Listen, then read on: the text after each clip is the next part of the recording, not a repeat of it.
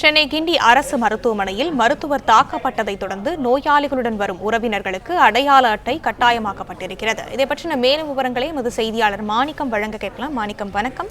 விவரங்கள் என்ன பகிரலாம்? சென்னை கிண்டியில் இருக்கக்கூடிய கலைஞர் நூற்றாண்டு உத்தரவு மருத்துவ உடன் வரக்கூடிய உறவினர்களுக்கு, அந்த உள்நோயாளிகளா இருக்கக்கூடியவர்களுக்கு உடன் இருக்கக்கூடிய உறவினர்களுக்கு ஏற்கனவே அவர்கள் அனுமதிக்கப்படும் பொழுது ஒரு பாஸ் ஆனது கொடுக்கப்படுகிறது.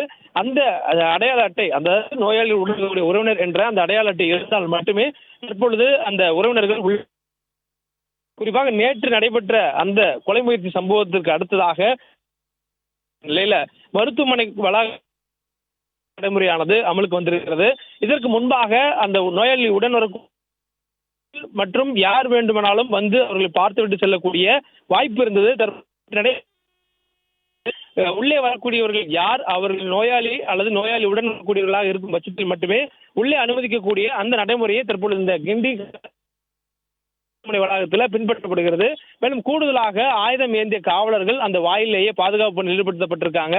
நோயாளி உடன் வரக்கூடியவர்கள் புதிதாக இந்த நடைமுறைக்கு அமலுக்கு வந்ததை தெரிவிக்கும் விதமாக அவர்கள் வெளியே செல்லும் முன்பாக அவர்களுக்கு கொடுக்கப்பட்டிருக்கூடிய அந்த உள்நோயாளியாக அனுமதிக்கப்பட்ட போது கொடுக்கப்பட்ட உடன் இருக்கக்கூடிய உறவினருக்கான அட்டை சீட்டை காட்டினால் மட்டுமே மீண்டும் உள்ளே அனுமதிக்கப்படுவீர்கள்.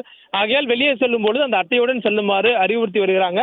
தொடர்ந்து இந்த மருத்துவமனை வளாகத்துக்குள்ளாக வரக்கூடியவர்கள் நோயாளிகள் மற்றும் நோயாளியுடன் வரக்கூடிய உறவினர்கள் அவர்கள் மட்டுமே கண்காணித்து அதற்கு பிறகாக உரிய அடையாள அட்டைக்கு பிறகாக உள்ளே அனுமதிக்கப்படுகிறார்கள்.